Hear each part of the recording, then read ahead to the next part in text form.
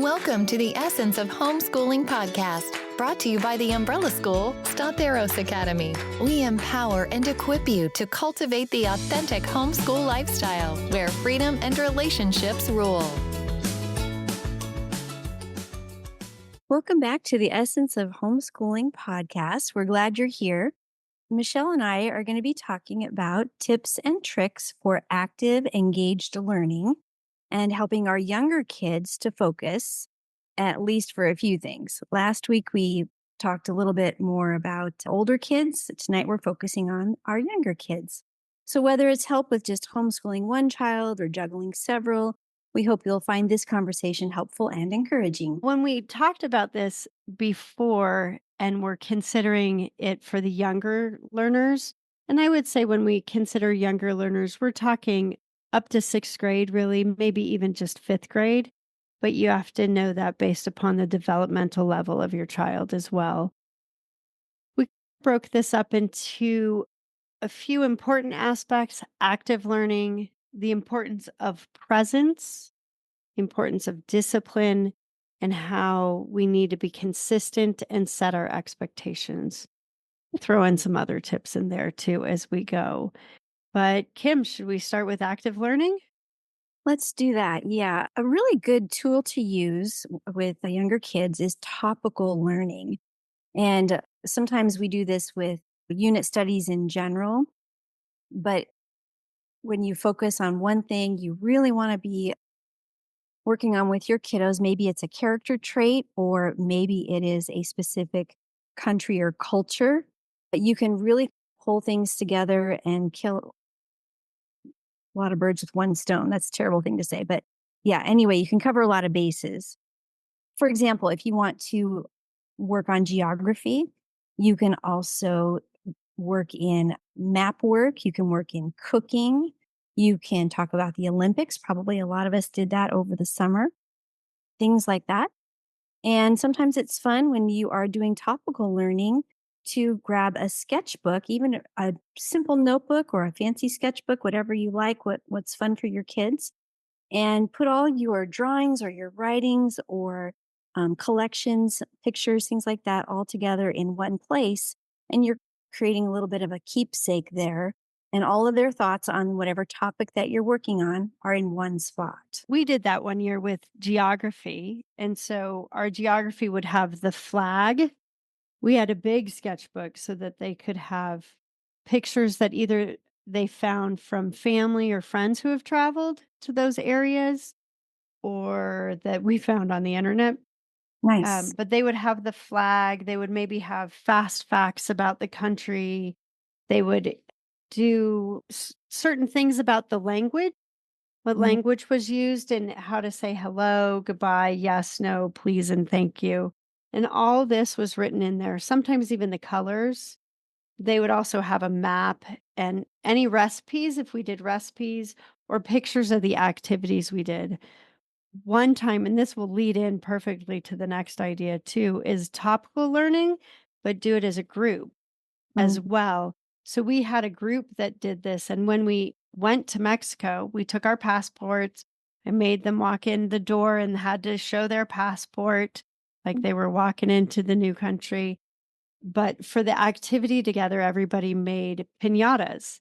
And so they had so much fun busting up those piñatas, but we took pictures of it. So this was like their trip to Mexico, and they could put these in their sketchbook, which is really just acting like a big scrapbook. But my kids still go back to it, and it's fun to keep a box.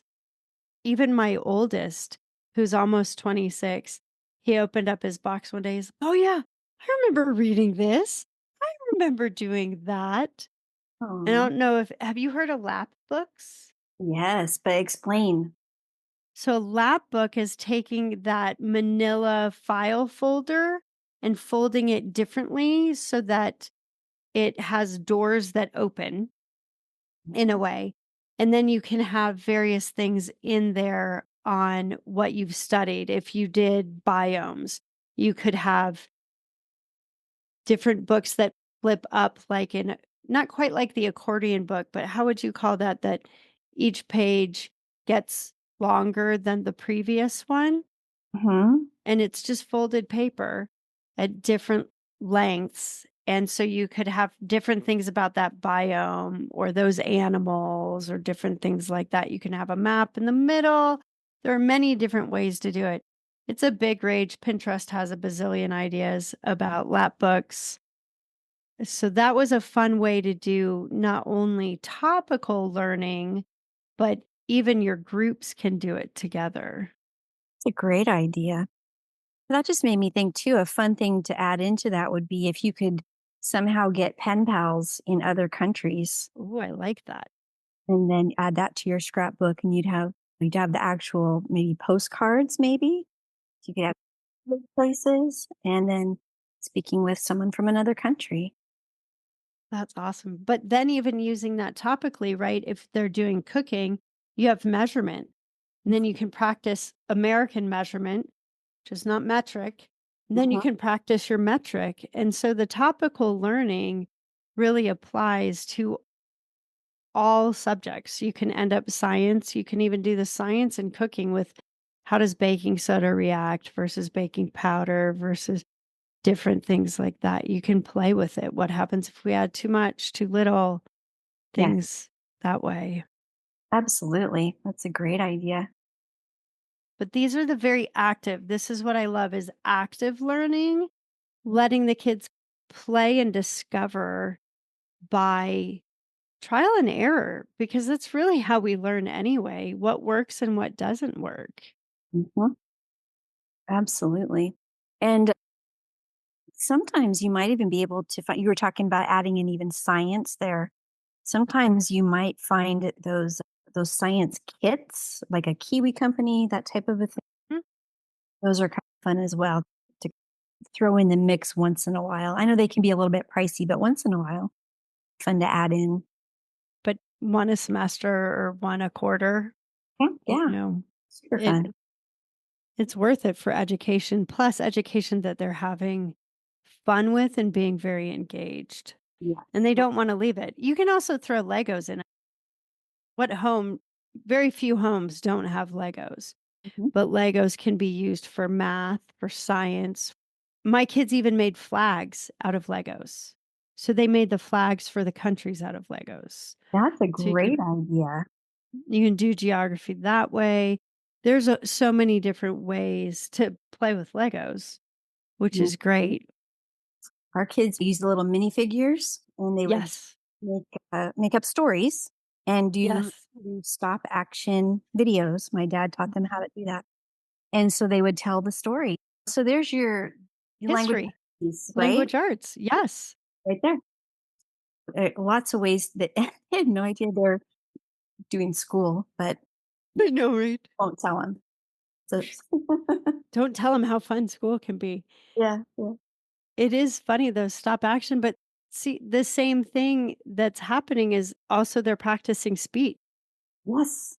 right? Storytelling. So full on language arts. And then if they do a historical one or a country one or Olympic, I mean, they're practicing all of these educational skills of research and writing, even and speaking, and Mhm. then making it fit together. Such a fun way to do it. And of course, so did just your boys do that together or did more kids join them? They just did it together, but they loved sharing it with their friends. So, what kind of ways? I know we've talked before in the past about group learning, Mhm. things like co ops. What other ways did you do group learning? Aside from the co-ops, Yeah. I think for me, it'd just be classes I held in my home. If I like the geography class, that was something we just had a bunch of elementary kids. I think we had a dozen over and did various countries and their cultures and their flags and the dynamics of the country, doing the maps. So that nice. was a lot of times find what you love and invite people to join you. Yes, absolutely. Field trips. Field trips, Mhm. I've been the looking back at a museum. lot of pictures. Yep, museums, and it was interesting looking back. We'd have different families join us for different activities. And sometimes they were informal, like you were saying, just in our own home. And other times we had joined with a more formal enrichment program of some sort. Sure. So, yeah. And of course, church activities, I think, are definitely in there as well. That's great. A lot of that all goes with various ways to increase the learning and the delight in the learning is through crafts and Mm, art projects and songs. And mm, so there's one, I don't know if you really call it a curriculum, but it's called Draw Write, WRITE now, that has drawings, teaches the basics of shapes, and then it has copy work. But you can jump off that and pull it into your biomes unit or your geography unit or your history unit, mhm. but it's through art. And you'll Yeah. find how they improve over time doing that. It's a wonderful curriculum. I learned how to draw. I can't draw hardly stick figures, but I learned to draw things through that program. It has several books. It And does. we used it back when I was in the classroom teaching fourth grade California history. And so I found ones that were appropriate for different ecosystems or areas or places in Yes. California. And we would use that to create different notebooks or whatever we were doing that year. Yeah, it's great. I learned how to draw ducks and pumpkins and fields and all kinds of fun things through that program. We used it similarly when we did a lap book on biomes. Neat. And Yep. then another one when we used it for our American history because they have a good one on American history with the Mhm. Native Americans on up. So that was a good way to do it. Yeah, anything where they're moving their bodies or their fingers. They're not necessarily just sitting still, but yeah, like we were talking about staying active. Yes. And that's where games would Um, come in. Monopoly Junior is still teaches math skills, yeah.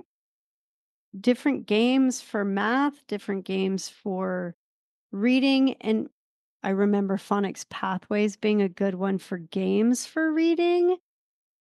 You have to dig into it and find the games in there, but I know I've mentioned other books for literature games with books. Peggy K is one of the my Oh, favorites. Welcome to Start Academy. We are an umbrella school that fulfills legal reporting requirements for homeschoolers in Colorado. But all of our services like transcripts, diplomas, IDs, and coaching are available no matter where you live. Don't forget to check out our store for homeschool essentials like attendance logs, planners, report cards, and DIY high school transcripts. Whether you need help with paperwork, planning, support, or guidance on your homeschool journey, Start Academy is here to support you. Visit theumbrellaschool.com to learn more.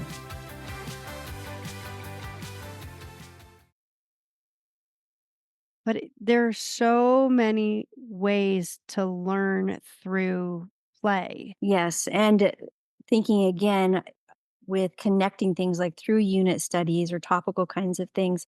Let's say you're doing a history unit on something. What kinds of games did kids play in that era?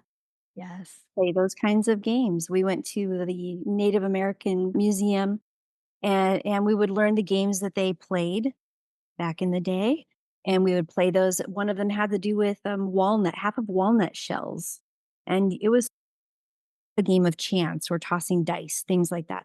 So it Okay. just fascinating, things that kids could readily pick up and think, "Oh, we're just doing it like back in the olden days," and it gets very fun. And you're Cross connect curricular yeah, there it is, that's the thank you, cross-curricular, yep. and making those connections of how people learn Mhm. across the centuries, even. And then they go back and ask their grandparents what games they played. And so it also develops that connectivity between family. Oh, yes, that's good. Didn't you have a quote, Kim, by Mr. Rogers about play?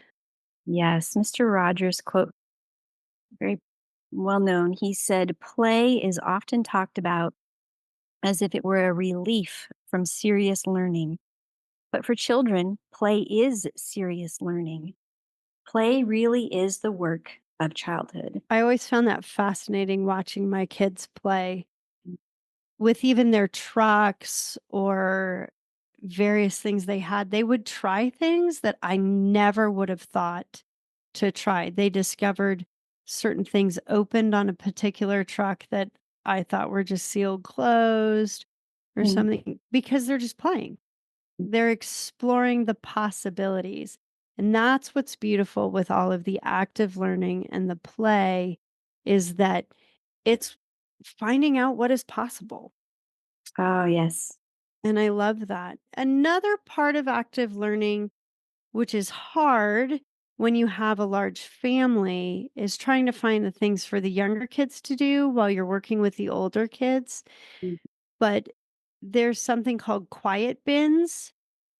You can make up your own things that your younger kids only pull out while the older kids are working on something. It can be things like tracing cards, stencils, or the lacing cards as I combined the 2 in one there. But the different things to lace, it can be Play-Doh, it can be hiding things in a thing of beans, different things, and you can make them. You could make one for every day of the week, and then they could just pull them out on that particular day. So it makes learning fun for the younger kids who have something to do, but they're quiet and they're playing while you can do work with your older kids. They're keeping busy. And even though we're talking about active learning right now, active learning can also be quiet. Yeah, So, because it that, can be mentally active at the same time. huh? Yeah, absolutely. That's a good point. I guess the only caution we really have in the active learning is not really the caution about active learning, but if schoolwork is getting very dull and your kids are fighting you a little, just maybe consider you haven't put in enough activity, the hands on activity to help encourage exploration and the various ways that kids learn, right? We know there's kinesthetic, and that's the doing, and the busy. And I think most younger kids are very kinesthetic in their learning. Of course, their auditory, I found kids who amazed me how much they could remember when I would read a book aloud if they were playing with their Legos. Yeah. So what they heard, they really captured. And then the visual learners. So that's where active learning throws in all of those, whereas just sitting down with schoolwork that, yes, needs to get done, but too much and too heavy on that end only fits in a way that visual learning as opposed to the auditory and kinesthetic. So the younger grades really need the, what do you call that? The holy trinity of learning. The the kinesthetic, visual, and auditory. Yeah. And kiddos really, generally speaking, have a lot of wiggles to get out and sometimes cannot physically learn until they get those wiggles out. And so I think that's really important to remember that, to fit that in, and not just 15 minutes in the morning, half an hour at lunch, and 15 minutes in the afternoon, like a traditional school, which was, it's fine and whatever. But in homeschool lifestyle, completely different. And we can work with our kids and let them move around, let them stand to do their work. I've had kids, oh my goodness, funniest pictures, kids reading books like upside down. Yes. It's so funny, but it's okay. Keep them moving, and that's a good thing. We even did spelling on the trampoline. They had to Mhm. bounce out their words, or we played dodgeball, and if you were out, you had to spell something or do a math fact or whatever, different ways. So they're moving, right? And they're busy, but it's amazing what they can recall when they're moving. And that's where song was beautiful as Mm. well, how much they can remember through a song. I think some kids I've had, there was, goodness, he was 21. He was in my home. He asked a question about a president, and then he goes, "Hold on." And he starts singing the presidential song to himself so they could figure out which president that was. It sticks, even at It does. 21. It does. Well, you think we can remember hot dog jingles from 30 years ago. Oh, the Sure. jingles my father remembered that my kids now know. And these are um, products that I don't think no, Colgate still exists. He still remembers the Colgate dental cream, That's but there funny. was Ipana toothpaste. He was so funny with the jingles. He'd suddenly break out singing. 'Cause it sticks, like you said. It does. That's so funny. Yeah, and It there are does. some great products out there that we would just stick on in the car while we were driving, whether it was Yes. math facts or states and capitals, things like that. So look for those. And I even tortured my kids with conjunction junction, what's your Yes, function? What yes. was that? They used to be on Saturday morning cartoons when we were growing up. Now, Mhm. why can't I remember the name of the cartoon? Schoolhouse Rock. Schoolhouse Rock. Yeah, yeah. You're You can right. get them on YouTube. It's I know they're still there. yeah. I found them and made them watch them, and they're like, "Oh." So now and but or they're still singing it. Kids. Uh-huh. Yep. But I think in all of this, especially in the younger grades, but I would also say your older kids, as your friends, your spouse, your family, they all need your presence. And part of being a homeschool parent is being present with your kids. That's the beauty of it. We Mm, get time with our kids. We get to explore learning with our kids. I finally got to learn some things I'd never learned before. I didn't enjoy history in school, but now it's probably one of my favorites. Things like that, but my presence with them, but their presence with me taught us so much as well. yes, and sometimes even developmentally, they can't necessarily always do the work without you nearby. Our younger ones especially. Right. Some kids can, some kids do, definitely. But don't be surprised if your kiddo really does need you nearby. And even if you're just sitting side by side and it's just that they feel your support there, you're there to help if they need it, that type of thing. And of course, obviously, eventually we work ourselves away from that because we work ourselves out of a job as time goes by. But in those younger years, knowing that you're there, super important. I think too, because when we lay that foundation when they're young, they remember that when they are older. My mom's it's something inside, deep down inside, even if they don't verbalize it, my mom is there for me. Even if I don't think I need her when I'm 16, I know she's there for me. That's important. Yeah, I've had many kid there's times where I'm like, "Why can't they do this by now?" Oh, yeah. They're still in elementary school. I Yeah. need to sit at the table while they do their math for 2 reasons. They need my support, but they need the reminder to focus. Yes, sometimes, yep. Sometimes of, "Hey, let's get back to this." And there's times where I'm like, "Fine, let's do it together. Here's the thing, you tell me the answer and I'll write it down." Perfectly fine. Yep. And sometimes you can write it down wrong and hope they catch you, Mhm. which is another just little challenge with them because how often do they write things down wrong? Yeah. And it helps them see that mistakes are okay. Mhm. And even if you have curriculum that they have quizzes or tests on, I was often, especially with math, I said, if you showed me your work, that's a point. Mm. If you got the answer wrong, then that's a point off. But let's say this is a two-step thing. So you showed me all your work, but your answer was wrong. You only missed half the problem because you showed me you knew the concept, right? Um, Instead of because who doesn't make clerical errors, if that's what you want to call them, editing things, different things. We all make those mistakes. So I would try to balance that out with, yes, I want you to strive for getting it all right, but never are any of us going to be perfect. So weighing that, laying that weight on them is just a little bit too much. They're still young enough that they need to understand that mistakes you can laugh at those mistakes. It will help them later in life to be able to laugh at simple mistakes that we all make. I'm very notorious for slaughtering the English language, just pronouncing something wrong. So Well, I and have to know my weaknesses. yeah, we all do. Mine, oh my goodness, yeah, we got plenty. And sometimes too, you have a kiddo that is a perfectionist.